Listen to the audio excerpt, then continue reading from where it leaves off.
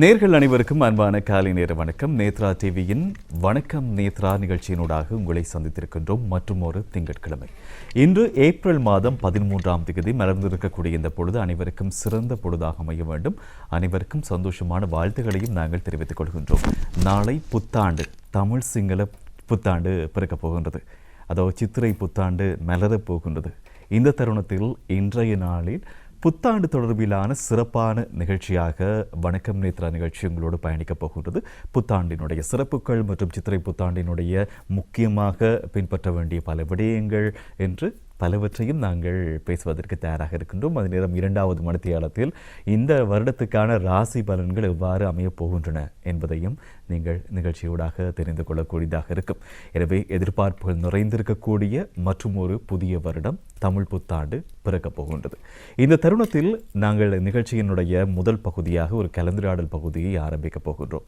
இந்த கலந்துரையாடல் பகுதி ஒரு சிறப்பான ஒரு பகுதியாக மாறப்போகின்றது. அந்த வகையில் இன்றைய நாளில் எமது நிகழ்ச்சியினுடைய முதலாவது கலந்துரையாடல் பகுதியில் இணைந்திருக்கின்றார் சர்வதேச இந்து மத குரு பீடாதிபதி ஸ்ரீ ஐயப்பதாச சாம்ப சிவாச்சாரியார் அவர்கள். வணக்கம் ஐயா.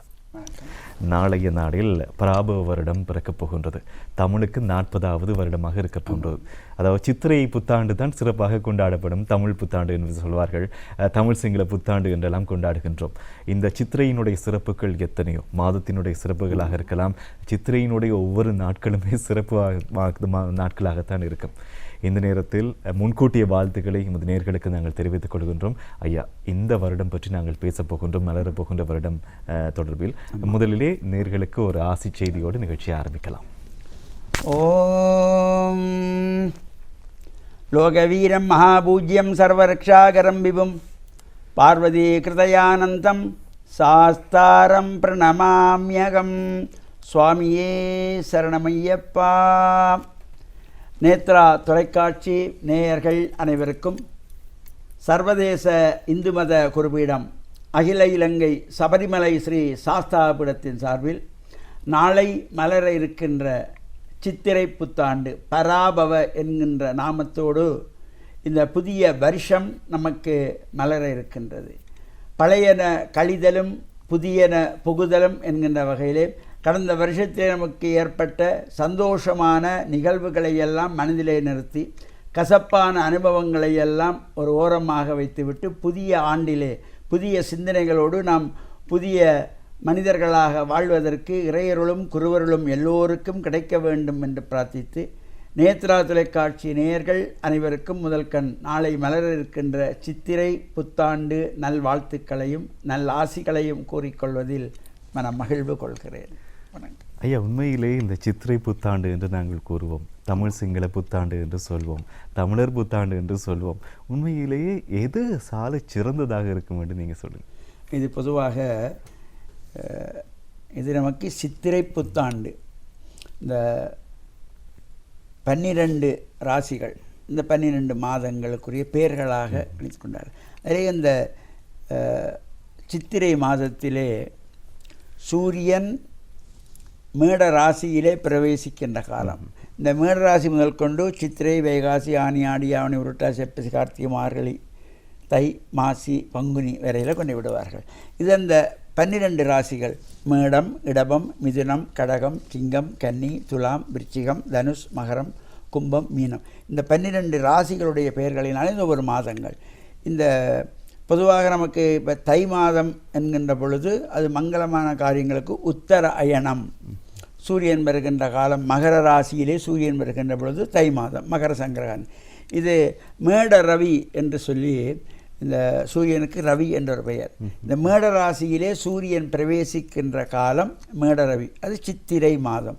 அந்த சித்திரை மாதம் மலர்ந்ததுமே நமக்கெல்லாம் வாழ்விலே ஒரு சந்தோஷம், ஒரு ஆனந்தம் பொங்குகின்ற வகையிலே இந்த சித்திரை வருஷப்பிறப்பை பல்வேறு சிறப்புகளோடு நம் முன்னோர்கள் இவற்றையெல்லாம் கண்டு அனுபவித்து வாழ்ந்து நமக்கு அந்த வழியிலே விட்டு சென்றிருக்கிறார்கள். நாங்கள் அவர்கள் விட்டு சென்ற வழியை நாங்கள் தொடர்ந்து கொண்டு இருக்கிறோம். எனவே சித்திரை புத்தாண்டாக கொண்டாடப்படுகின்றது, தமிழர் புத்தாண்டாக கொண்டாடப்படுகின்றது. இந்த மாதம் சிறப்பு மிக்க ஒரு மாதமாக இருக்க போகின்றது. நாளை மலர் இருக்கக்கூடிய அந்த புதிய வருடம் பராபவ வருடத்தினுடைய புதுவருட பிறப்புக்கான நேரத்தை பற்றி முதலில் பார்த்துக்கலாம். வருடங்கள் தமிழ் வருடங்கள் 60, அது பிரபவண்டு ஆரம்பித்து அக்ஷய என்று 60 வருஷம் முடியும். இந்த இப்பொழுது இன்றைய தினம் வரையிலே நடக்கின்ற வருஷம் விஸ்வாவசு என்கின்ற 39வது வருஷம். நாளை மலர இருப்பது 40வது வருஷம் பராபவ. இந்த புதிய வருஷம் நமக்கு நமது நாட்டிலே 2 பஞ்சாங்கங்கள் நடைமுறையில் இருக்கின்றன.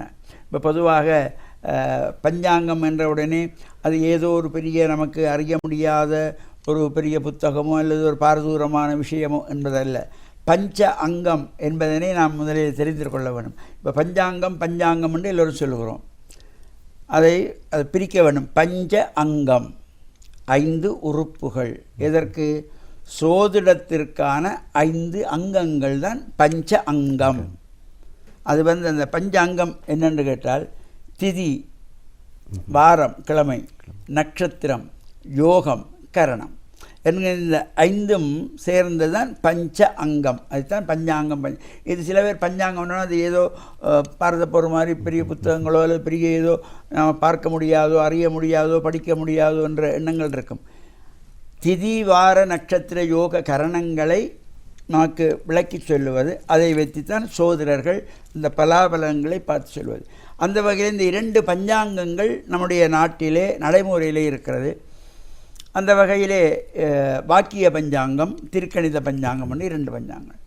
இந்த வாக்கிய பஞ்சாங்கத்தின்படி 14/4/2026 செவ்வாய்க்கிழமை அன்றைய தினம் காலையிலே 8:40 இந்த புது வருஷம் மலர்கின்றது. திருக்கணித பஞ்சாங்கப்படி ஒரு மணி நேரம் சற்று முன்பின்னாகத்தான் இந்த 2 பஞ்சாங்கங்கள் கணிக்கப்பட்டிருக்கின்றன. திருக்கணித பஞ்சாங்கப்படி 14ஆம் தேதி செவ்வாய்க்கிழமை காலை 9:32 மலர்கிறது. அவ்வாறு இந்த பராபவ என்கின்ற வருஷம் இந்த 2 பஞ்சாங்க குறிப்புகளும் 1 மணி நேர வித்தியாசத்துக்குள்ளே முன்பின்னாக இருக்கின்றன. இது பலர் அதை போட்டு குழப்பிக்கொள்வார்கள். ஆனால் நம்முடைய நாட்டிலே 2 பஞ்சாங்கம் தான் இருக்கிறது. நாங்கள் இந்தியாவை எடுத்துக்கொண்டால் 24 வகையான பஞ்சாங்கங்கள் இருக்கிறது. அப்போ அவரவர்கள் கேரளாவிலே ஒரு பஞ்சாங்கம், தமிழ்நாட்டிலே ஒரு பஞ்சாங்கம், ஆந்திராவிலே ஒரு பஞ்சாங்கம், வட இந்தியாவிலே ஒரு பஞ்சாங்கம், இந்தியா பூரா நாட்டில் இருக்கின்ற பல பஞ்சாங்கம். அவரவர் எந்த பஞ்சாங்கத்தை அடிப்படையாக கொண்டு ஆலயங்களிலே உற்சவங்களோ நடைமுறை வாழ்க்கையிலே தேவைகளை பார்க்கிறோமோ அந்த பஞ்சாங்கத்தை அவரவர் பார்த்துக்கொள்வது போல இங்கே 2 பஞ்சாங்கங்கள். இப்போ ஒரு சில ஆலயங்கள் திருக்கணித பஞ்சாங்க முறைப்படி தான் நாங்கள் செய்வோம், சில மாற்றங்கள் வருகின்ற பொழுது. அல்லது சில ஆலயங்களிலே நாங்கள் வாக்கிய பஞ்சாங்கம் என்பார்கள். அந்த வாக்கியம், திருக்கணிதம் 2 பஞ்சாங்கமே ஒரு 55 நிமிடம், 1 மணித்தியாலத்துக்குள்ளே தான் முன்பின்னாக இந்த வாக்கிய பஞ்சாங்கப்படி 8:40 மலர்கின்றது. திருக்கணித பஞ்சாங்கப்படி 9:32 இந்த புது வருஷம் மலர்கிறது. எனவே இந்த புது வருஷம் என்கிற பொழுது ஒவ்வொருவருடைய உள்ளத்திலும் ஒரு புதிய சிந்தனை, ஒரு புதிய உற்சாகம். ரைட், கடந்த காலங்களிலே நமக்கு பல கஷ்டங்களை அனுபவித்தோம். மலர்கின்ற இந்த வருஷம் நமக்கெல்லாம் சந்தோஷம், சிறப்பு, ஆனந்தம் பெற வேண்டும் என்று ஒவ்வொருவரும் இதனை எண்ணிக்கொள்வார்கள். இப்போ இந்த புது வருஷம் மலர்ந்ததுமே நம்முடைய நாட்டை பொறுத்தவரையிலே ஒரு சிறப்பு என்னவென்றால் சைவ தமிழ் மக்களும் பௌத்த சிங்கள மக்களுக்கும் இது புது வருஷம். அதனாலே தான் தமிழ் சிங்கள புத்தாண்டு என்று உலகத்திலேயே இலங்கையில் மட்டும்தான், எங்களுடைய நாட்டிலே மட்டும்தான் இந்த 2 இனங்கள், 2 மொழி பேசுகின்ற 2 மதத்தவர்கள் ஒன்றாக ஒரு புத்தாண்டை கொண்டாடுவது இந்த சித்திரை புத்தாண்டு தான். தமிழ் மக்களும் சிங்கள மக்களும், அதில் இப்போ பௌத்த மக்களும் இருக்கிறார்கள், இங்கே சைவ மக்களும் இருக்கிறார்கள். நாம் இதிலே அந்த ஒற்றுமை என்னவென்றால், இப்போ சைவ தமிழ் மக்களை பொறுத்தவரையிலே புது வருஷம் என்றது முதலிலே நாம் முதல் நாளை இந்த மருத்து நீர் தயாரித்து கொள்வது. இந்த மருத்து நீர் என்கின்ற பொழுது இது ஒரு மருந்து நீராக, ஒரு கஷாயம் மாதிரி. அதே மாதிரி பௌத்த சிங்கள மக்களும் அன்றையிலிருந்து எண்ணெய் வைத்து கொள்வார்கள். இப்போ நாங்கள் மருத்து நீர் வைத்து மூழ்கி கோயிலில் போய் பிரார்த்தனை பண்ணி பெரியவர்கிட்ட வணங்குவது, அவர்களும் அந்த இதில் செய்துள்ளார். அவர் அந்த மருத்து நீர் என்கின்ற பொழுது அதில் பல்வேறு வகையான மலர்கள், இலைகள் செடிகள், வேர்கள், பட்டைகள் என்று அங்கே அதை போடுவோம். அதில் முதல் முக்கியமாக இந்த மலர்களிலே தாமரைப்பூ, தாழம்பூ கண்டிப்பாக அதில் போட்டுக்கொள்வார்கள், மாதுளம்பூ, அதே மாதிரி விஷ்ணுகிராந்தி, திப்பிலி, அருகு, பால், பீர்க்கு, கோச்சலம், கோமயம், கஸ்தூரி, மிளகு, சுக்கு என்று இந்த திரவியங்கள் எல்லாத்தையும் அந்த பானையை போட்டுக்கொள்வார்கள். அவர் அந்த தாழம்பூ, தாமரைப்பூ, மாதுளம்பூ என்று ஒவ்வொன்றையும் எடுத்து, நமக்கு தாழம்பூ கிடைக்கவில்லை அல்லது மாதுளம்பூ கிடைக்கவில்லை என்றால் அந்த மரத்தினுடைய இலைகள் அல்லது பட்டைகள் அல்லது அதனுடைய வேர்கள். இப்போ நமக்கு அந்த நேரத்தில் தாமரைப்பூ ஒருவேளை அது மலரக்கூடிய காலம் இல்லாமல் இருக்கலாம், அல்லது தாழம்பூ கிடைக்க முடியாமல் இருக்கலாம். அதனுடைய இலைகளோ மலர்களோ அல்லது பட்டைகளோ அதில் சேர்த்து கொள்வார்கள். அவ்வாறு அதிலே இந்த கோமயம், கோச்சலம், கஸ்தூரி, குங்குமப்பூ, திப்பிலி, சுக்கு, மஞ்சள் என்று இந்த எல்லா திரவியங்களையும் போட்டு ஒரு பானையிலே அதனை போட்டு அடுப்பிலே பானை நிறைய தண்ணீர் விட்டு அடுப்பிலே வச்சு காய்ச்சுவார்கள். அந்த ஒரு பானை தண்ணீர் அரைப்பானையாக வற்றுகின்ற வரையிலே அதை காய்ச்சுவார்கள். அப்போ தான் அதெல்லாம் கலப்பட்டு ஒரு காஷாயமாக, அது உடல் ரீதியான ரோகங்களையும் நீக்குகின்ற வகையிலே அதை உச்சியிலே வைத்து ஸ்நானம் செய்து கொள்வார்கள். அவ்வாறு அந்த செய்யப்படுகின்ற பொழுது உச்சந்தலை முதல் உள்ளங்கால் வரையிலே இருக்கின்ற எல்லா ரோகங்களும் இந்த புது வருஷத்திலே நீங்கி ஒவ்வொரு மனிதரும் ஒரு புதிய தெம்போடு வாழுகின்ற வகையில் இந்த மருத்து நீர் என்கின்றதாகிய சடங்கை செய்து கொள்வார்கள். இந்த மருத்து நீர் வைப்பதற்கான நேரமும் இருக்கும். குறிப்பாக வாக்கிய பஞ்சாங்கப்படியாக இருக்கலாம், அது நேரம் திருக்கணித பஞ்சாங்கப்படியும் மருத்து நீர் வைத்துக் கொள்வதற்கான நேரமும் இருக்கும். பொதுவாக இது ஒரு அடிக்கடி ஒவ்வொரு வருடங்களும் ஒரு சர்ச்சையை கொண்டு வருவது என்னென்றால், இரவு 12 மணிக்கு வருஷம் பிறக்குது அல்லது 2 மணிக்கு வருஷம் பிறக்கிறது என்றால் அந்த 2 மணிக்கு மருத்து நீர் தேய்த்து ஸ்நானம் செய்யணும்னு சொல்வார்கள். அவ்வாறல்ல, நமக்கு பொதுவாக இந்த சூரிய உதயம்தான் எங்களுக்கு எப்போவுமே பிரதானம். சூரியன் உதித்தால்தான் எங்களுக்கு தமிழ் மாதம். அதற்கு முதல் வரையில் அது முன்னிரவு என்று தான் சொல்லுவோம். எனவே இந்த பொதுவாக நாங்கள் இப்போ சூரியன் எங்களுக்கு 6 மணிக்கு அல்லது ஒரு 6:10க்கு ஒரு சில மாதங்கள் 5-10 நிமிடங்கள் முன்பின்னாக சூரிய உதயம். அவ்வாறு இருக்கப்படுகின்ற பொழுது நாங்கள் அந்த உதயத்திலே சூரிய உதயத்துக்கு முன்பதாக 5 மணிக்கோ 4:30 மணிக்கோ இந்த மருத்தினர் வைத்து 5 மணிக்கு ஸ்நானம் செய்து எங்களுடைய காலக்கடங்களை முடித்து எல்லாம் ஸ்நானம் செய்துட்டு வழிபாடுகளை செய்யக்கூடியதாக இருக்கும். அவ்வாறு அந்த மருத்தினி தேய்ப்பதற்கு இப்போ இந்த விஷு புண்ணிய காலம் என்று இந்த 2 பஞ்சாங்கங்களிலேயுமே குறிப்பிட்டிருப்பார்கள். அவ்வாறு அந்த விஷு புண்ணிய காலம் என்கின்ற பொழுது அதிகாலை 4:30 மணி முதல் மதியம் பகல் பொழுது 12:40 வரைக்கும் அதில் பஞ்சாங்கத்தை குறிப்பிடப்பட்டிருக்கு. எனவே 12:40 வரைக்கும் ஒருத்தர் குளிக்காமல் இருக்க முடியாத மருத்து நீர் வைக்க இருக்கணும். எனவே நாங்கள் காலையிலே 4:40 இருந்து 4:30 மணியில் 5 மணிக்கோ 5:30 மணிக்கோ நமக்கு அது 6 மணிக்கு முன்னாடி அந்த மருத்து நீர் வைத்து ஸ்நானம் செய்து வீட்டிலே இந்த பெரியவர்கள் அப்பா அம்மா இருப்பார்கள். இப்போ சில குடும்பத்திலே அப்பா இருப்பார், அம்மா இல்லாமல் இருப்பார்கள். ஆனாலும் அவர்கள் அந்த பெரியவர்கள் தாத்தா பாட்டி இருப்பார்கள், அத்தை மாமா இருப்பார்கள். அப்பா அம்மா இல்லையா, வயசுக்கு மூத்த அண்ணா அண்ணி இருக்கிற பொழுது அந்த அவர்களை அப்பா அம்மாவாக நினைத்து அவருடைய பாதத்தை தொட்டு வணங்கி அவர் கையினாலே இந்த புத்தாடைகளை வாங்கி கொள்ளுவது. அவர் அதை வாங்கித்தான் அந்த புத்தாடையை உடுத்துக்கொண்டு நாம் முதலிலே வீட்டிலே சுவாமி அறையிலே தீபங்கள் ஏற்றி வைத்து மலர் பறித்து பிரார்த்தனை செய்து அருகிலே உள்ள ஆலயங்களிலே சென்று வழிபாடு செய்கின்ற ஒரு சிறப்பு இந்த சித்திரை புது வருஷத்திலே.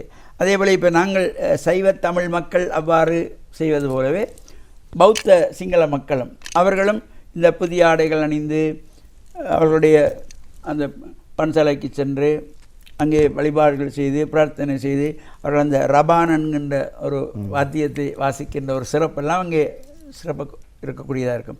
அவ்வாறு இந்த 2 இனங்களுக்குள்ளும் ஒரு இன ஒற்றுமையை, இன ஐக்கியத்தை கொடுக்கக்கூடியது இந்த சித்திரை புத்தாண்டுங்கின்ற பொழுது அது நமக்கு ஒரு பெருமையை தரக்கூடியது. நிச்சயமாக. எனவே நாளை அதாவது 14ஆம் திகதி காலை 8:40க்கு வாக்கிய பஞ்சாங்கப்படியும் காலை 9:32க்கு திருக்கணித பஞ்சாங்கத்தின்படியும் புதிய வருடம் பராபர வருடம் பிறக்கப் போகின்றது. அது மாத்திரமல்ல, அதிகாலை பொழுது 4:30 நீங்கள் மருத்துவ வறுத்தீர் வைத்து வைக்கொள்ளக்கூடிய நேரங்களாக இருக்கும். சில நேரங்களில் நைட் ஷிஃப்ட் வேலை செஞ்சுட்டு வீட்டுக்கு போகிறவங்க 11 மணி ஆகலாம், காலையில் மதியம் 12 மணி ஆகலாம். அந்த நேரத்தில் கூட மருத்துவ தேய்த்துக் கொள்வது சிறப்பு அப்படின்பது ஐயாவினுடைய கருத்தாக இருக்கின்றது. வருடத்தினுடைய சிறப்புகள் எத்தனையோ இருக்கும். இந்த முதலே மருத்துவ வைப்பது, பிறகு புது வருடம் பிறக்கும், புது வருடம் பிறந்த பிறகு ஆசைகளை பெற்றுக்கொள்வது, ஆலயத்துக்கு செல்வது எல்லாம் இருக்குது. இன்னொரு விஷயம் இந்த கைவிசேஷம். இந்த கைவிசேஷத்தினுடைய முக்கியமான பொதுவாக இது இப்பொழுது கைவிசேஷம் என்பது கொடுக்கப்படுகின்றதா பெற்றுக்கொள்ளப்படுகின்றதா என்பது குறைவு. கைவிசேஷம் என்பது முன்னைய காலத்திலே அதற்கு ஒரு தனித்துவமான சிறப்பு இருந்தது. இப்போ ஒரு வேடிக்கை மாதிரியும் யாருன்னு பெரிய பணக்காரரோ அவர் கையால் வாங்கினா சிறப்பு என்ன அவ்வாறல்ல. கைவிசேஷம் என்கிறது கொடுக்கின்றவர் நல்ல மனதோடு கொடுக்க வேணும். 10,000 ரூபா கொடுத்தா தான் கைவிசேஷம் அல்ல. ₹1 கொடுத்தாலும் அந்த கொடுக்கிறவர் இந்த ₹1 அவனுக்கு 1 கோடியாக வர வேண்டும் என்று அவருடைய மனம் நல்ல மனதோடு அதை கொடுக்க வேணும். கொடுக்கிறவருக்கும் நல்ல மனசு இருக்க வேணும். அதை பெற்றுக்கொள்ளுகிறவரும் இதென்னடா ₹1 தான் கொடுத்தாரு, இல்லை ₹100 தான் கொடுத்தாரு, என்ன 1000 கொடுத்தாரு, ஏன் 10,000 கொடுக்கக்கூடாது என்று எண்ணக்கூடாது. அந்த கைவிசேஷம் ₹1 கொடுத்தாலும் நல்ல மனதோடு அதனை பெறுகின்ற பொழுது நமக்கு அது கோடியாக மாறக்கூடியது. எனவே இந்த கைவிசேஷம் இது பலர் வெறுமனை காசை கையால் கொடுப்பார்கள். அது வெற்றிலை மகாலட்சுமியாக தான் நாங்கள் வெற்றிலை. அந்த வெற்றிலைக்கு ஒரு பெரிய சிறப்பே இருக்கிறது. அந்த வகையிலே இந்த வெற்றிலை எல்லா பூஜைகளுக்கும் பயன்படுத்தப்படுவது. நல்ல காரியங்கள் கெட்ட காரியங்களுக்கும் வெற்றிலை தேவை. ஒவ்வொரு மனிதனும் பகல் உணவு உண்ட பின்பு செமிபாட்டுக்காக வெற்றிலை வாயிலே போட்டு சப்பிக்கொள்வார்கள். ஒரு சிறு குழந்தைகளுக்கு நோய் வந்தால் அந்த வெற்றிலையிலே தேர்ந்தடவி அது ஒரு மருந்தாகவும் கூட பயன்படுத்தக்கூடிய ஒரு முக்கியமான பொருள். இந்த வெற்றிலையிலே மகாலட்சுமி குடியிருக்கிறாள். அந்த வெற்றிலையுடைய காம்பிலே லட்சுமியுடைய அக்கா இருக்கிறாள், மூத்த மூதேவி. அதனால தான் அந்த வெற்றிலை காம்பை கிள்ளி போடுவார்கள். வெற்றிலை காம்பை கிள்ளி விட்டுத்தான் பூஜைக்கு வச்சாலும் சரி, வெற்றிலை போட்டாலும் சரி. எனவே இந்த வெற்றிலை 2 வெற்றிலைகள் சேர வேண்டும். ஒத்த வெற்றிலைகள் வச்சு கொடுக்கக்கூடாது. 2 வெற்றிலைகள் ஒன்று மேல் ஒன்றாக வைத்து அதில் நெல்மணிகள், நெல் கொஞ்சம் போட்டு அதற்கு மேலே காசு, அது தாள் காசாக இருந்தாலும் சரி, தாள் காசுக்கு மேலே ஒரு சில்லறை காசு வைக்கணும். நான் கடுதாசிக்கு அங்கே இது கிடையாது. அது 1000 ரூபாய் இருந்தாலும் சரி, 5000 நோட்டாக இருந்தாலும் இந்த காசுங்கிற பொழுது அங்கே ஒரு சில்லறை. அதனால தான் இந்த கொடுக்குற பொழுது 5001 ரூபாய், 10,001 ரூபாய் மேலே ஒரு நாணயம் வைத்துக் கொள்வார்கள். அந்த வகையிலே இந்த இதில் வைத்து மேலே சில்லறை காசுகளை வைத்துக் கொடுப்பார்கள். சில இடங்களிலே இப்போ முன்னைய காலத்து ராஜாக்கள் தங்கம் கொடுத்தார்கள், வெள்ளி கொடுத்தார்கள், நவரத்தினம் கொடுத்தார்கள். இப்போ நாங்கள் பேப்பரில் தான் எழுதி கொடுக்கலாம். எனவே அந்த நம்மளை எது முடிகிறதோ அதை நாம் கொடுக்கின்ற பொழுது அதை கொடுக்கின்றவருக்கு நல்ல மனம் இருக்க வேண்டும். இவன் நல்லா வர வேண்டும். ஒரு தொழிலாளியாக இருக்கட்டும் அல்லது ஒரு வேலை செய்கிற இடத்துல மேனேஜராக இருக்கட்டும், அவரிடத்தில் போய் வாங்குகிறார் என்றால், ஆனால் உண்மையிலே இது யாரிடத்திலே இந்த கைவிசேஷம் வாங்க வேண்டும் என்றால், முன்னைய காலத்தை எடுத்துக்கொண்டால் முதலிலே தாய் தந்தையரிடத்திலே. அப்பா அம்மாவை விட பெரியவர்கள் யாரும் கிடையாது. ஏன்னா அந்த பிள்ளை நல்லா வர வேண்டும், பெரியவனாக வேணும் என்ற முதல் ஆசை கொண்டவர்கள் அவர்கள்தான் தாயும் தந்தையும். எனவே தாய் தந்தை இடத்திலே அதை பெற்றுக்கொள்ளலாம். இப்போ அப்பா ஊரில் இல்லை அல்லது நாட்டில் இல்லை என்றால் அம்மாவிடத்திலேயோ தாத்தா பாட்டியோ அத்தை மாமாவோ அந்த உறவுகளுக்குள்ளே. அதற்கு அப்புறமாக குரு. இப்போ குரு என்கிற பொழுது இப்போ கோவிலில் பூஜை பண்ணுறவர்கள் மட்டும் குரு அல்ல. குரு என்ற பொழுது ஆசிரியர்கள், பாடங்களை கற்றுக் கொடுக்குற ஆசிரியர், எந்த துறையாக இருந்தாலும் சரி, அது பாடசாலை பாடங்கள் இருந்தாலும் சரி, இசைத்துறை, கலைத்துறை, எந்த துறையாக இருந்தாலும் சரி. இப்போ இந்த ஊடகத்துறையில் உள்ளவர் கூட யார் அவர் கற்றுக் கொடுக்க அவர் குரு. எனவே அந்த குருவிடத்தில் இருந்தும் இந்த ஆசையை பெற்றுக்கொள்வார்கள். இப்போ என்னென்னா யார் பெரிய வசதி உள்ளவரோ அவரிடத்தான் முதல் கைவிசேஷம் வாங்க வேண்டும் என்று செல்லுகின்றவர்களும் உண்டு. அது அவரவருடைய இதை பொறுத்தது. எனவே இந்த கைவிசேஷம் என்கிற பொழுது மங்களமாக நாங்கள் ₹1 கொடுத்தாலும் அந்த வெற்றிலையிலே நெல்மணிகளை தூவி தானியங்கள் போடப்பட்டதாக இந்த காசை வைத்து நல்ல மனதோடு கொடுத்து நீ நல்லா இருக்கணும், உனக்கு நிறைய செல்வங்கள் வேணும், தனம் தானியம் பசுபுத்திரலாபம் எல்லா செல்வங்களையும் நீ பெற வேணும் என்கின்ற வகையில் இந்த கைவிசேஷத்தை கொடுத்துக்கொள்வது. இது பல இப்போ நாங்கள் எங்களுடைய சைவ தமிழ் மக்கள் போலவே பௌத்த சிங்கள மக்களும் இந்த கைவிசேஷம் பரிமாறிக்கொள்கிற வழக்கம் அவர்களிடத்தில் இருக்குது. இவர்களால் அந்த எண்ணெய் வைத்தால் 7 நாளைக்கு அவர்கள் தொழிலுக்கு போக மாட்டார்கள், அது 7 நாள் கழித்து தான் போகின்ற ஒரு வழக்கம் உண்டு. அவ்வாறு ஒவ்வொரு சிறப்புகளோடு கூடியதாகும்.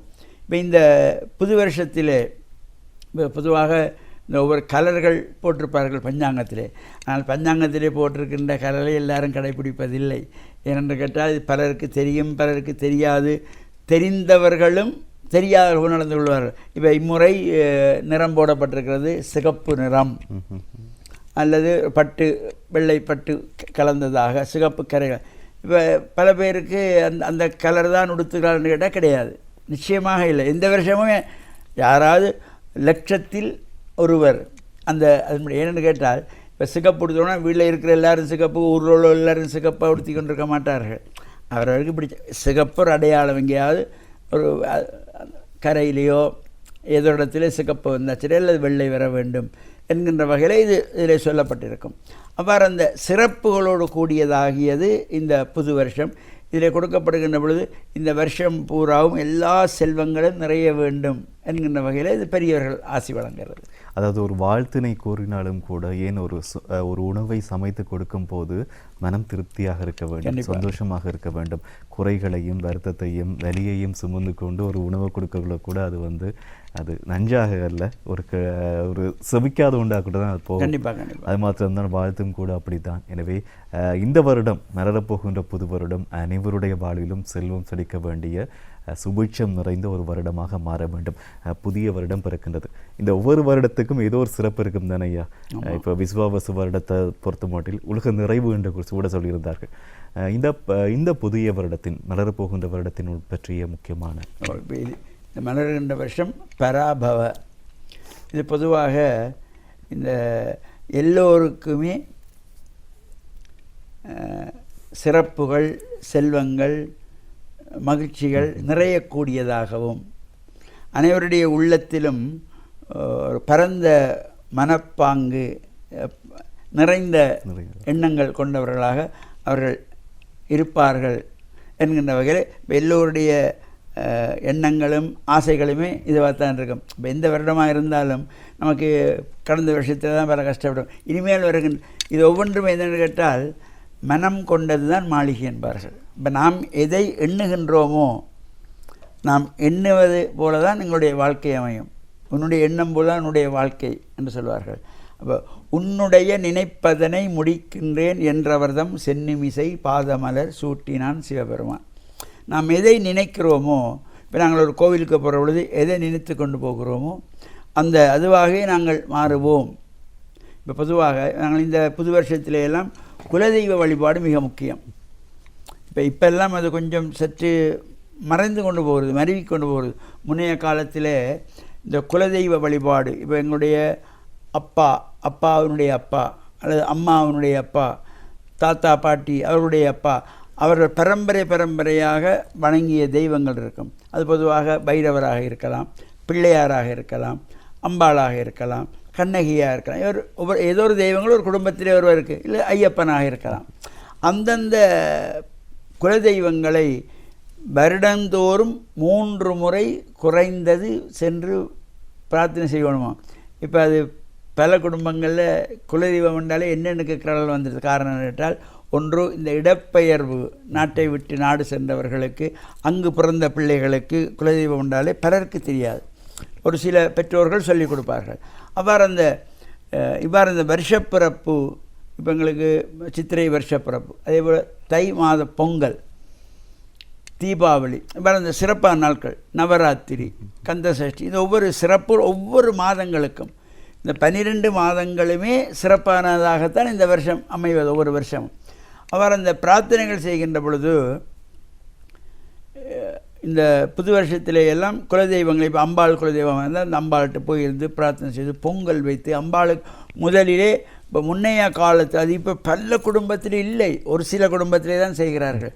ஒரு புத்தாடை நாம் புது வருஷத்துக்கு எடுக்கப் போகிறோம் என்றால் முதலிலே அவர்கள் எடுப்பது எங்களுடைய அம்பாளுக்கு, எங்களுடைய குலதெய்வம் பைரவருக்கு, எங்களுடைய குலதெய்வம் கண்ணகிக்கு என்று முதல் ஆடை அப்படித்தான் எடுக்க வேணும்.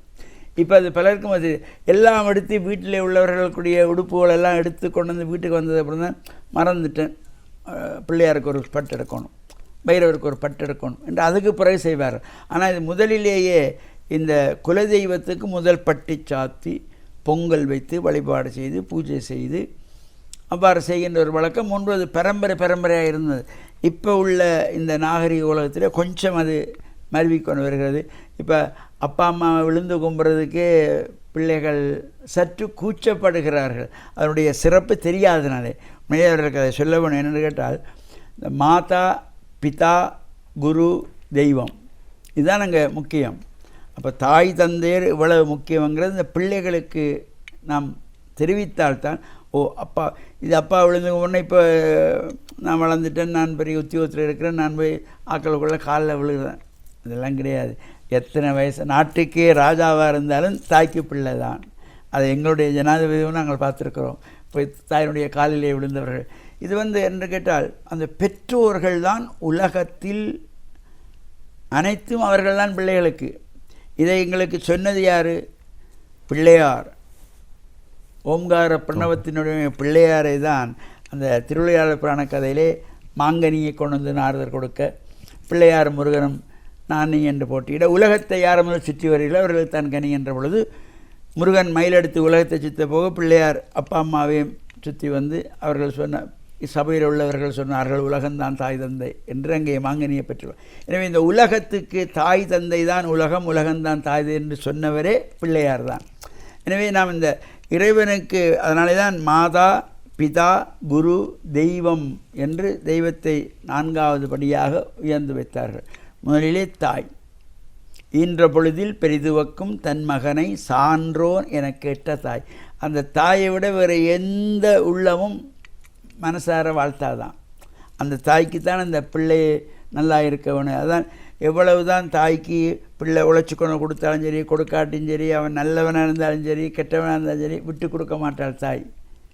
அதான் காக்கைக்கும் தன் குஞ்சு பொன் குஞ்சு என்பது போல் அந்த தாய் உள்ளம் என்பது. அதனால தான் உலகத்திலே முதல் தெய்வமாக தாயை போற்றினார்கள். தாயில் சிறந்த கோவில் இல்லை, தந்தை சொல்மிக்க மந்திரம் இல்லை, அன்னையும் பிதாவும் முன்னறி தெய்வம். இவ்வாறெல்லாம் இந்த முன்னோர்கள் நமக்கு வகுத்திருக்கார். இவ்வாறு நம்முடைய கலாச்சாரங்களை, கலாச்சார விழுமியங்களை அந்த பிள்ளைகளுக்கு எடுத்து கூறுகிற வகையிலே இந்த புது வருஷத்திலே நாங்கள் இவ்வாறு இந்த இல்லை இது சிகப்பு பட்டுத்தான் உடுத்த வேண்டும், வெள்ளைப்பட்டுத்தான் உடுத்த வேண்டும் என இந்த பிள்ளைகளுக்கு நாம் விஷயங்களை சொல்லி இது எங்களுடைய பண்பாட்டு முறை என்பதையெல்லாம் எடுத்து கூறுகின்ற பொழுது நிச்சயமாக அவர்கள் ஏற்றுக்கொள்வார்கள். அதில் எந்த தவறும் கிடையாது. இது அப்பா அம்மாவும் அதை பற்றி பார்க்குறேன்னா அப்பா அம்மாவே அந்த கலர் உடுத்துறதில்லை, அவங்க ஏற்கனவே வாங்கி வச்சுருப்பாங்க.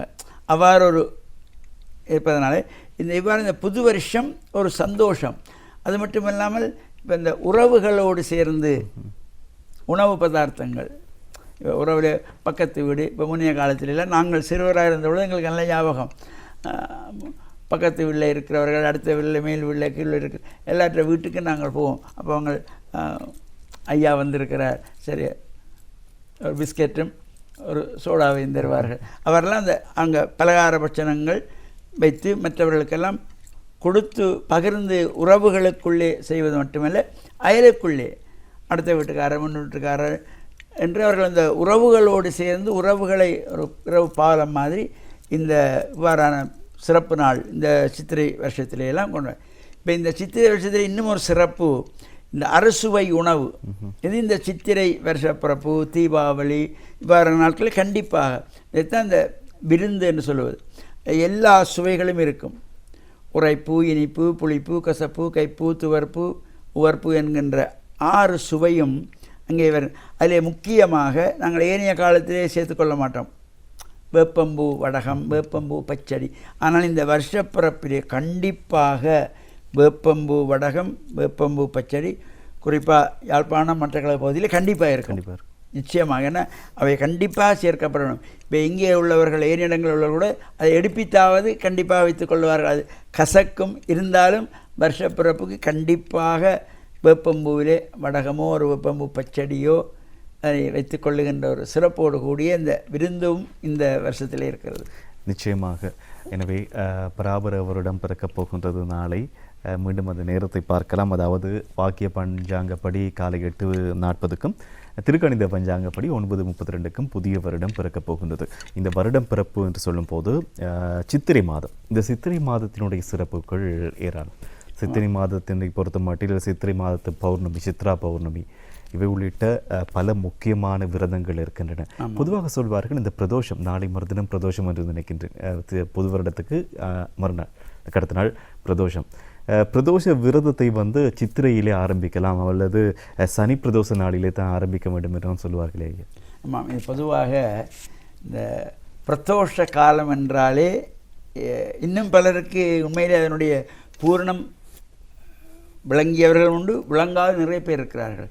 இப்போ ஏன்னா பிரதோஷ கால பூஜை நீங்கள் பார்த்தீங்கன்னா வயசானவர்கள், நடக்க முடியாதவர்கள் இவரெல்லாம் இங்கே பிரதோஷ பூஜையில் நிற்பார்கள். இளம் பிள்ளைகள், இளம் மக்கள், இளம் வயசு பிள்ளைகள் இங்கே போகிறது குறைவாக இருக்கும்.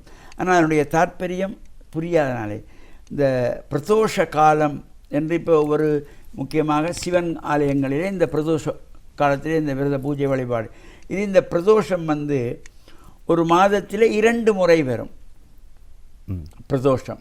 ஒன்று வளர்பிறை பிரதோஷம், ஒன்று தேய்பிறை பிரதோஷம். அப்போ அந்த அமாவாசை இந்த பிரதோஷம் வரும். அதே மாதிரி பௌர்ணமி வருகின்ற பொழுது இந்த சுக்லபக்ஷம் கிருஷ்ணபக்ஷம், வளர்பிறை தேய்பிறை. பிரதோஷ காலம் என்பதே இந்த ஒரு சமயம் தேவர்களும் அசுரர்களும் அமிர்தத்தை பெறுவதற்காக திருப்பால் கடலை கடைந்தார்களாம். அது அந்த கதைகள் எல்லோருக்கும் தெரியும். அந்த வாசுகி என்ற பாம்பை கயிறாக்கி அதை மத்தாக்கி கடைந்தார்கள். கடைந்த பொழுது அமிர்தத்துக்கு பதிலாக ஆழகால விஷம் தோன்றியது.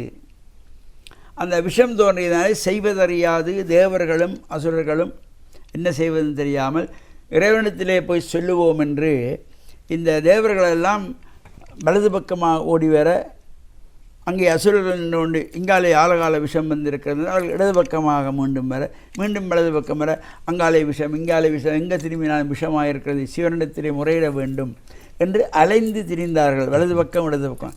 அந்த வழிபாடு தான் இன்றைக்கும் இந்த கோயில்கள். அது ஒரு சிலருக்கு தெரிந்திருக்கும், பலருக்கு தெரியாது. ஏன் இப்படி செய்கிறோம்? இப்போ நாங்கள் பிரதோஷ காலத்திலே ஏனைய காலங்களிலே நாங்கள் ஆலயங்களுக்கு சென்றால் 3 முறை ஆலயத்தை சுற்றி வலம் பெறுவோம். பிரதோஷ காலத்தில் அப்படி அல்ல. மூலமூர்த்தி சிவனை பார்த்தவுடன் நந்தியம் பெருமான் இருப்பார். நந்தியிடத்திலே இருந்து ஆரம்பித்து பலமாக கோமுகை வரையில், அந்த மூலஸ்தானத்தில் தீர்த்தம் வருகின்ற கோமுகை தொட்டி அது வரையில் வந்து விடுவார்கள். மீண்டும் திருப்பி நந்தியிடத்தில் வரணும், மீண்டும் திருப்ப கோமுகைக்கு போகிறது. இதான் இந்த வலது பக்கம் இடது பக்கம் வலது பக்கம் இடது பக்கமாக தேவர்கள் இந்த அமிர்தத்தை பெற வேண்டி களையப்பட்ட திருப்பாக்களிலிருந்து ஆழகால விஷம் தோன்றியதினாலே அலைந்து திரிந்ததை நினைவுபடுத்துகின்ற வகையிலே இந்த அடியவர்களெல்லாம் வலப்பக்கமாக இடப்பக்கமாக ஆலயத்தை சுற்றக்கூடாது. அப்பிரதட்சிணம் என்று சொல்வார்கள். பிரதட்சிணமாக தான் வரணும், பலமாக. அப்பிரதட்சிணமாக வரக்கூடாது என்றால் இப்போ இந்த பொதுவாக இப்போ பலம் இடம் என்கிற பொழுது இது நமது சமயம் ஒரு ஆழ்ந்த சமுத்திரம். ஒவ்வொரு சொல்லுக்கும் பெரிய பெரிய பெரிய சிறப்புகள் எல்லாம் இருக்குது.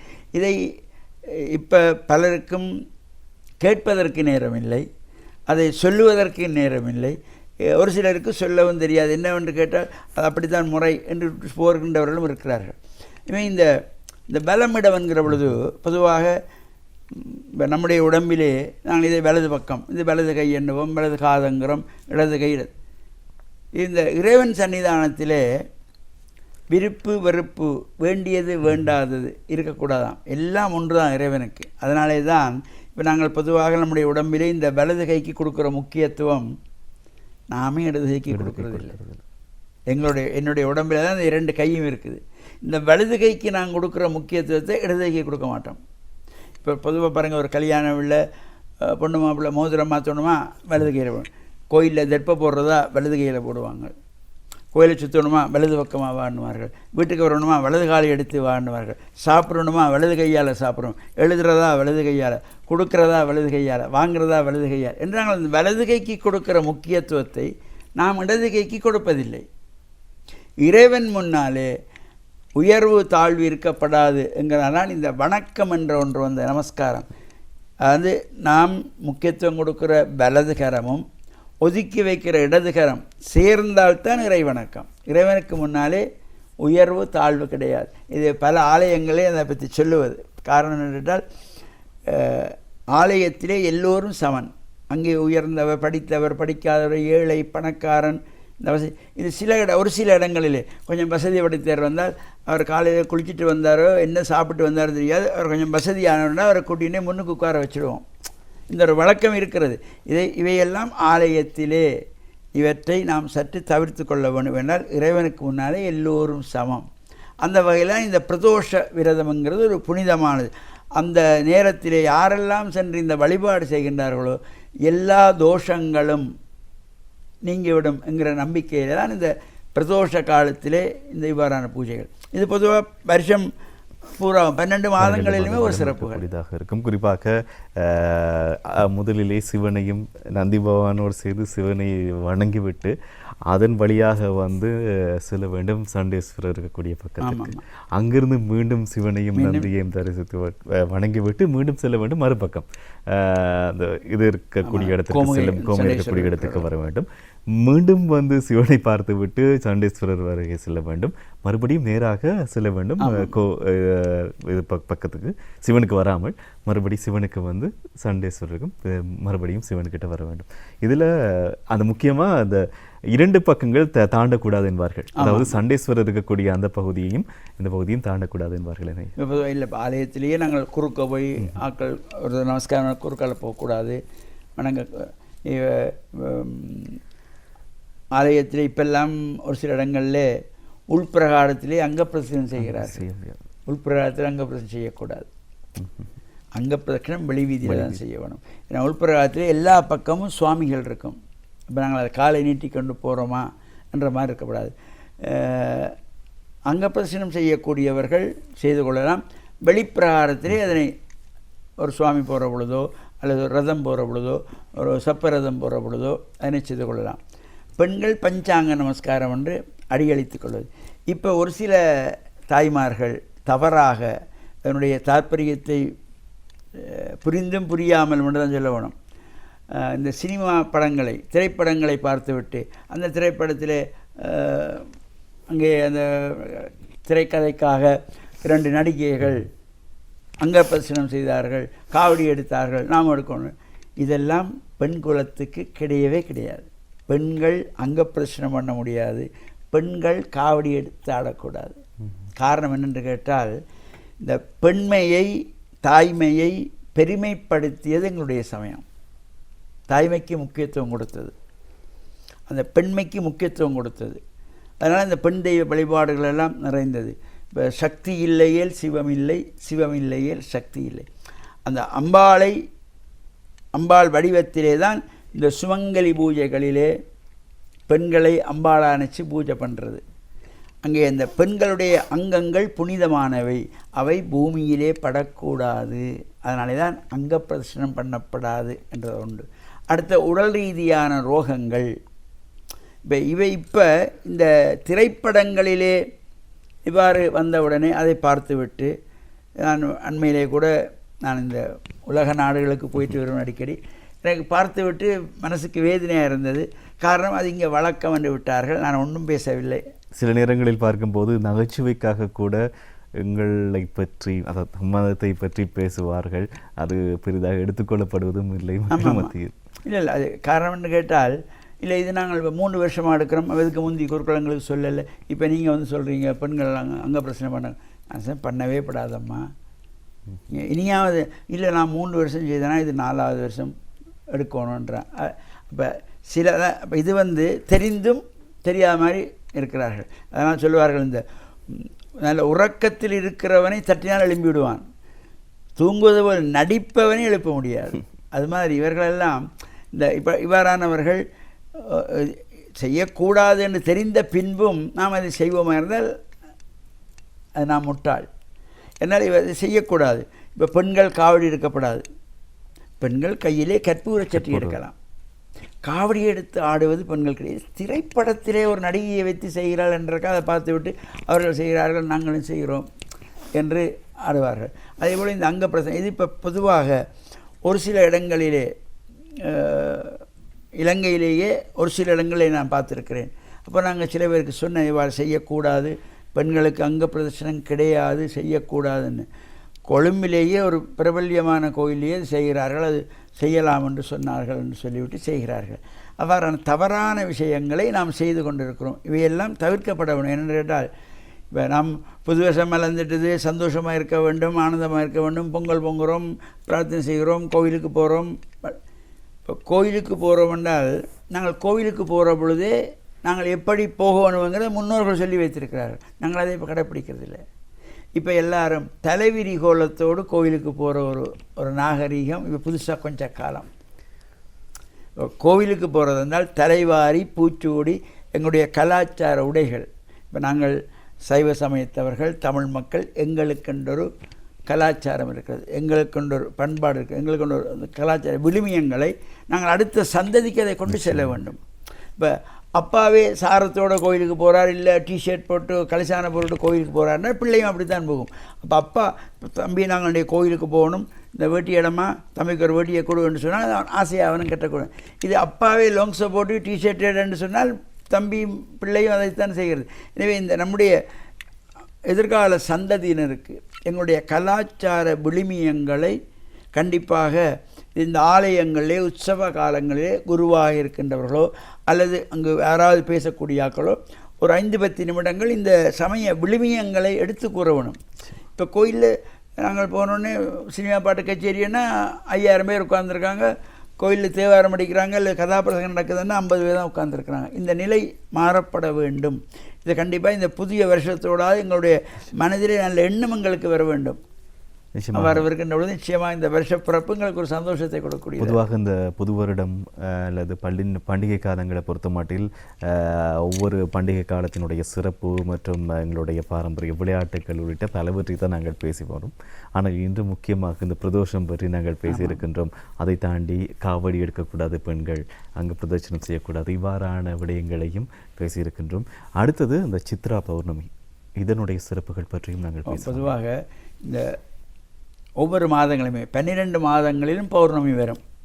அது ஒரு சில வருடத்திலே ஒரு மாதத்தில் 2 பௌர்ணமியும் வரும். ஒன்று 31ஆம் நாள், முதலாம் மாசப்பிறப்பில் பௌர்ணமி வந்துடுதுன்னா 30ஆம் தேதி அடுத்த பௌர்ணமி வந்துடும். அது ஒரு சில மாதங்களே வரும். அவ்வாறு அந்த 2 பௌர்ணமிகளும் வரக்கூடிய மாதங்களும் உண்டு, அல்லது 2 அமாவாசை வந்துவிடும். அந்த திதிகள் முன்பின்னாக வருகின்ற பொழுது அவ்வாறு அமையக்கூடியது. அவ்வாறு அந்த இவ்வாறு 2 பௌர்ணமிகளோ அல்ல 2 அமாவாசையோ ஒரு மாதத்திலே வருமாக இருந்தால் அந்த மாதத்தை மலை மாதம் என்று சொல்கிறது. அதிகப்படியான மாதம். அதிலே சுபகாரியங்கள் செய்யக்கூடாது, கல்யாணம் பண்ணக்கூடாது, ஒரு கோயிலில் கும்பாபிஷேகம் பண்ணக்கூடாது, ஒரு கிரகப்பிரவேசம் பண்ணக்கூடாது என்று அந்த முன்னோர்கள் ஒதுக்கினார்கள். இப்போ அதை பலர் பார்ப்பதே குறைவு. அது பார்ப்பதே குறைவு. தெரிந்தவர்கள் கூட எல்லாம் சரி விட்டால் வருமானம் இல்லாமல் போய்விடும் என்று எண்ணி செய்கின்றவரும் ஒரு சிலர் இருக்கிறார்கள். இது பிழை என்று தெரிந்து இப்போ பொதுவாக சனிக்கிழமைகளிலே திருமணம் செய்யக்கூடாது என்பது சாஸ்திர விதி. சனிக்கிழமையிலே செவ்வாய்க்கிழமையிலே எந்த காரணம் கொண்டும் கல்யாணம் பண்ணக்கூடாது. ஆனால் இன்றைக்கி பெற்றோர்கள், அதாவது மாப்பிள்ளையோடைய அப்பா அம்மா இருந்தாலும் சரி, பெண்ணுடைய அப்பா அம்மாவாக இருந்தாலும் சரி, ஒரு ஜாதகத்தை கொண்டு போய் முகூர்த்தம் பார்க்குறதுக்கு ஒரு சோதனத்தில் போகிறார்கள், அல்லது ஒரு கோயிலில் கொண்டு கேட்க. அவர்கள் போனோடனே அவர்கள் வாயிலேருந்து முதல் வருகின்ற வார்த்தை என்ன? ஒரு சனிக்கிழமை பாருங்கள், என்ன ஞாயிற்றுக்கிழமை நின்று போவாங்க வர்றவங்க, சனிக்கிழமை விடுமுறை நாளாக பாருங்கள் என்று தான் கேட்கிறோம். ஆனால் இப்போ முன்னைய காலத்திலே ஒரு திருமணம், இப்போ பொதுவாகவே தை மாதம் பிறந்ததுமே தை பிறந்தால் வழி பிறக்க வேண்டி திருமணங்கள் ஆரம்பமாகும். அதில் பிற மாசி மாதம் செய்யக்கூடாது, விட்டுருவார்கள். பங்குனி மாதத்திலே வரும். சித்திரை வந்துவிட்டால் தொடர்ச்சியாக சித்திரை வைகாசி ஆனி வரைக்கும் அது 3 மாதத்துக்கு போகும். அப்போ இந்த திருமணம்ங்கிறது ஆயிரங்காலத்து பயிர் என்பார்கள். அந்த திருமணத்திலே ஜாதக பொருத்தம் பார்த்து தான் முகூர்த்தம் பார்க்கணும். இந்த இருவருக்கும், அந்த மணமகனுக்கும் மணமகளுக்கும் அவருடைய நட்சத்திரத்துக்கு இந்த நாள் பொருத்தமாக இருக்கிறதா என்று பார்க்கணும்.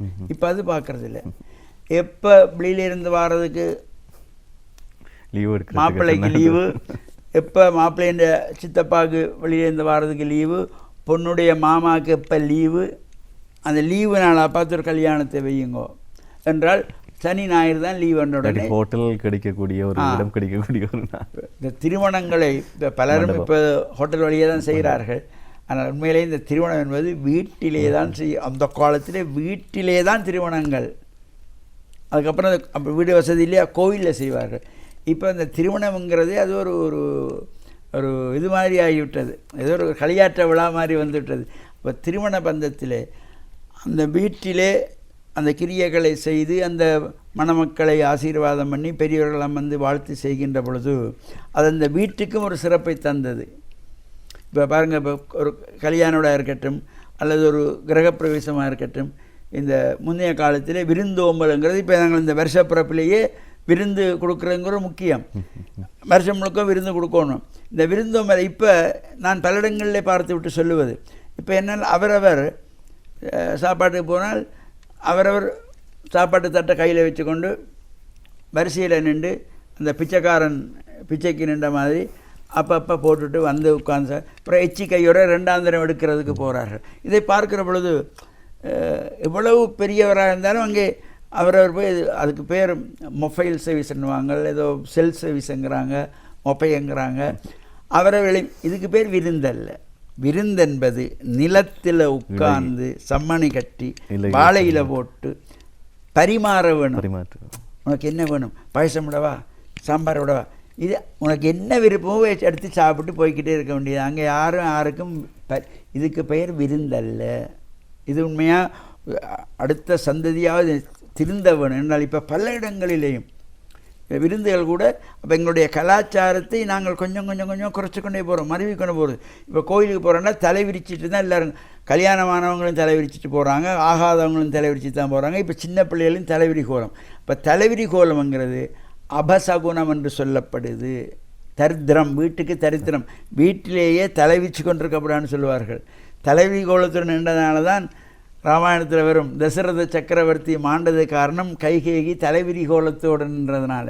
அப்போ தலைவிரி கோலம் அபசகுணத்தை கொடுக்கும், தெரிஞ்சு அது இப்போ ஸ்டைல், நாங்கள் மூழ்கினோம் அதனால் அப்படி தான் போவோம் என்று போகிறார்கள். அதை விட இப்போ இந்த குங்குமம் பொட்டு வைக்கிறதுன்றெல்லாம் கல்யாணமானவங்க ரொம்ப குறைஞ்சி போச்சு. ரொம்ப 190% இல்லை, ஒரு 10% குங்குமம் பொட்டு. ஏன்னா குங்குமம் பொட்டு வச்சா கடிக்குது நெத்தின்னு இப்போ ஒரு ஸ்டிக்கர் பொட்டு. இது அது பாம்பு மாதிரி, கோபுரம் மாதிரி, கொக்கு மாதிரி, பல்லி மாதிரி, தேள் மாதிரி ஒரு டிசைன். எதுக்கு பொட்டு வைக்கிறோம் தெரியாது.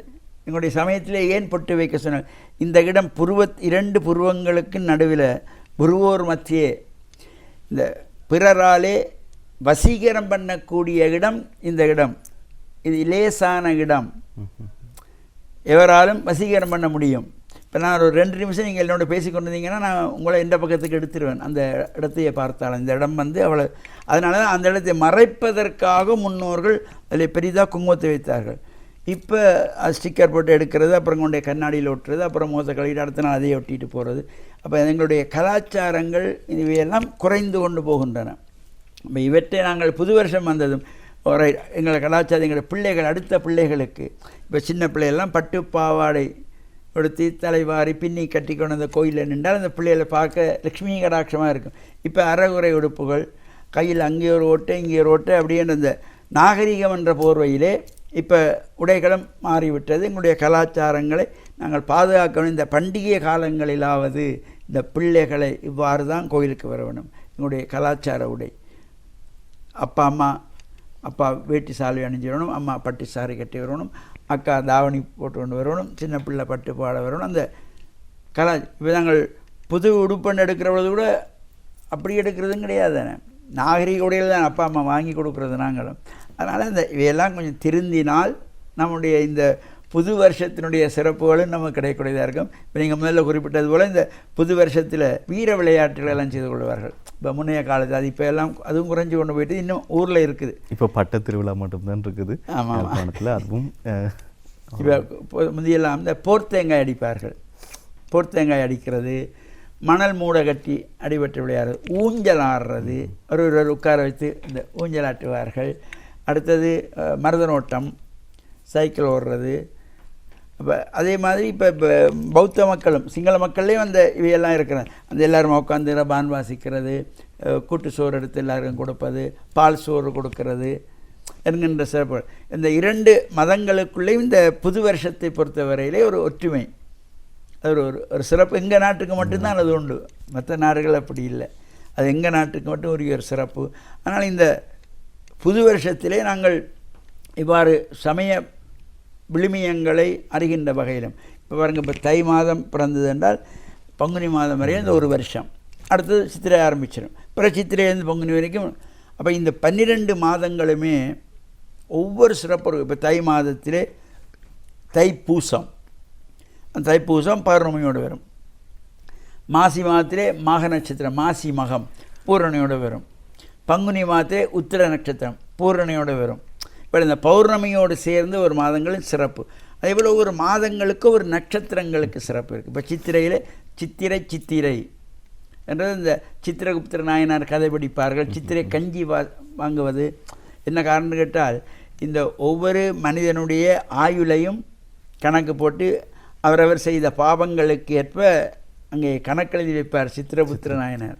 அப்போ இந்த சித்திரை நாங்கள் மலர் இருக்கின்ற சித்திரை மாதத்திலே சித்திரை நட்சத்திரம் வரும்.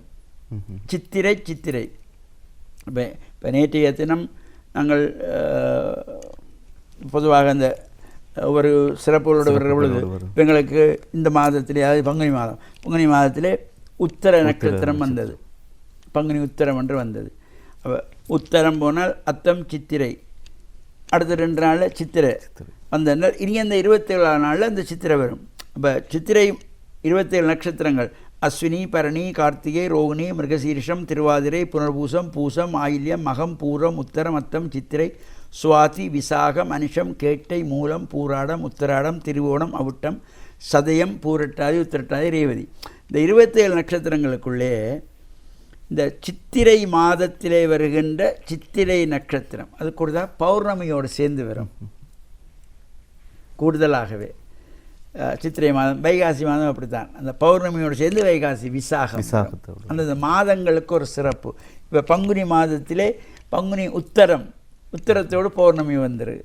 அவ்வாறு இந்த சித்திரை மாதத்திலே சித்திரை நட்சத்திரத்திலே சித்திரகுப்த நாயனார் அவரை வேண்டி வழிபாடு செய்கிறது. அது பொதுவாக கிழக்கு மாகாணத்திலே பெரிய ஒரு விழாவாக கொண்டாடுவார்கள். அது காலையிலேருந்து அந்த சித்திரபுத்திர கதையெல்லாம் படித்து அங்கே இருந்து பொங்கல் வைத்து சாதம் வைத்து கஞ்சி காய்ச்சி, சித்திரை கஞ்சின்னு சொல்லி வேப்பிலை போட்டு அந்த சித்திரை கஞ்சி காய்ச்சி, இவ்வாறு இந்த முன்னைய காலங்களில் இருந்து அந்த எங்களுடைய சமய வழிபாடுகளோடு இவ்வாறான இந்த பண்டிகை காலங்களிலும் இந்த சிறப்புகளை எல்லாம் முன்னோர்கள் செய்து வந்து நாம் கடைப்பிடிக்கிறோம். நிச்சயமாக இந்த கலந்துரையாடல் பகுதியில் சிறப்பான பல விடயங்களை காலமும் மக்களும் நமக்காக மாற்றிக்கொள்ள வேண்டிய சில விடயங்கள் குறித்து நாங்கள் பேசியிருக்கின்றோம். பரம்பரையாக தொடர வேண்டிய பல விடயங்கள் இருக்கின்றன, பின்பற்றப்பட வேண்டிய விடயங்கள் இருக்கின்றன. அவற்றை பற்றி நாங்கள் பேசியிருக்கின்றோம். இந்த வருடம் ஐயா மலரப்போகின்ற புது வருடத்திலே இந்த காலநிலை எவ்வாறு இருக்கும் என்று சொல்லப்படுகின்றது? அதனால் பொதுவான பலன்கள் என்ன ராசி? ஆமாம், இப்போ பொதுவான பலன்கள் இப்போ இந்த காலத்திலே வெயில் அதிகமாக, மழை அதிகமாக, வயல்களிலே தானியங்கள் விளைச்சல்கள் முன்பின்னாக வரக்கூடியதாகவும், பொதுவாக மக்கள் மத்தியிலே 2 பக்கங்களுமாக, அதாவது நன்மையும் தீமையும் கலந்ததாக, பூர்ணமாக நன்மை தான் கிடைக்கப் போகுது என்பதும் கிடையாது, பூர்ணமாக தீமையாக இருக்கும் என்பதல்ல, சற்று அனைத்துமே எதையும் நாங்கள் தாங்கிக் கொள்ளக்கூடியவரை எங்களுடைய மனதை நாங்கள் அந்த நிலைக்கு கொண்டு வரக்கூடிய வகையிலும் இவை எல்லாமே நாங்கள் தெய்வ வழிபாடுகள். இந்த இறை வழிபாட்டிலே நாம் இவ்வாறு இருக்கப்படுகின்ற பொழுது அந்த இறை நம்பிக்கையோடு இருப்போமானால் நிச்சயமாக எல்லா நாளுமே நமக்கு நல்ல நாள் தான். எந்த நாளும் நமக்கு நல்ல நாளாகத்தான் அமையக்கூடியதாக இருக்கும். எனவே இந்த புது வருஷம் மறந்தும் அடுத்த வருஷம் வரையில் நமக்கு நன்மையை என்று நாம் நினைத்து கொண்டால், மனம் கொண்டது தான் மாளிகை என்கின்ற வகையிலே நினைப்புகள் நல்லதாக இருந்தால் நிச்சயமாக நடப்பதெல்லாமே நல்லதாக இருக்கும். நிச்சயமாக நிகழ்ச்சியை நிறைவு செய்வதற்கான நேரம், அதாவது இந்த பகுதியை பொதுவாக ஐயப்ப சுவாமியினுடைய தரிசனத்துக்காக செல்வார்கள். ஐப்பசி மாத கால பகுதி என்று சொல்லலாம் ஐயா. இதற்கிடையில் இந்த சித்திரைக்கு பிறகு வருகின்ற மாதங்களின் நாட்களில் கூட தரிசனத்துக்காக செல்லலாம். இல்லை, இந்த சித்திரை வருஷப்பிறப்பு எங்கள் பெரிய சிறப்பு. இப்போ நாங்கள் எங்களுடைய அகில இலங்கை சாஸ்தாபுரத்தினாலே 45 வருஷமாக இந்த சித்திரை வருஷப்பிறப்புக்கு நாங்கள் சபரிமலையில் இருக்கிற ஒரு நிலை. கிட்டத்தட்ட சாதாரணமாக ஒரு 2 லட்சத்திலேருந்து 3 லட்சம் மக்கள் சபரிமலையை பார்க்கலாம் இந்த சித்திரையிலே. அவ்வளவு அது உலகிலேயே ஒரு வித்தியாசமானது இந்த ஐயப்பன் கோயில், சபரிமலை ஐயப்பன் கோயில் என்று கேட்டால் மாதத்திலே 5 நாள் தான் கோயில் பூசை நடக்கும். மற்ற காலங்களில் காட்டு பகுதியானதுனாலே மற்ற காலங்களில் நடை சாத்தி விடுவார்கள். ஒவ்வொரு மாதமும், இப்போ எங்கள் தமிழ் மாதம் இப்போ இந்த சித்திரை வருஷப்பிறப்பிறக்குதுனால் ஒவ்வொரு மாதமும் 5 நாட்கள் அந்த கோயில் திறந்து பூஜைகள் வழிபாடு செய்வார்கள். இந்த பங்குனி மாதத்திலே மட்டும், கடந்த மாதத்திலே மட்டும் 10 நாளைக்கு அந்த கோயில் திறந்திருக்கு. அந்த பங்குனி உத்திர திருவிழா மகோத்சவம். அவ்வாறு இந்த ஐயப்பன் வழிபாட்டிலும் சிறப்பு. அதே மாதிரி பல கோயில்களிலே இந்த சித்திரை வருஷப்பிறப்பிலே தேர் திருவிழா, கோயில் மகோத்சவங்களிலே, இன்னும் சில இடங்களிலே தீர்த்த திருவிழா என்று இந்த பல சிறப்புகளோடு இந்த சித்திரை மாதமும், இந்த சித்திரையிலே வசந்த ருது என்கின்ற காலத்திலே அம்மன் ஆலயங்களிலே வசந்த நவராத்திரி என்று கூட கொண்டாடுறார். இவ்வாறு சிறப்புகள் பல நாங்கள் பேசிக்கொண்டே இருந்தால் பல விடயங்களை பேசிக்கொள்ளலாம். ஆனால் இந்த கலந்துரையாடல் பகுதியில் தெரிந்த விடயங்களும் பின்பற்றப்பட வேண்டிய பல விடயங்கள் பற்றியும் நாங்கள் பேசியிருக்கின்றோம். முக்கியமாக இந்த குலதெய்வ வழிபாடு உள்ளிட்ட பல விடயங்கள். எனவே ஒரு அர்த்தமுள்ள ஒரு கலந்துரையாடலாக இது மாறியிருக்கும் என்பதில் இது சந்தேகமில்லை. நாளை மலரப்போகின்றது தமிழ் சிங்கள புதிய வருடம்.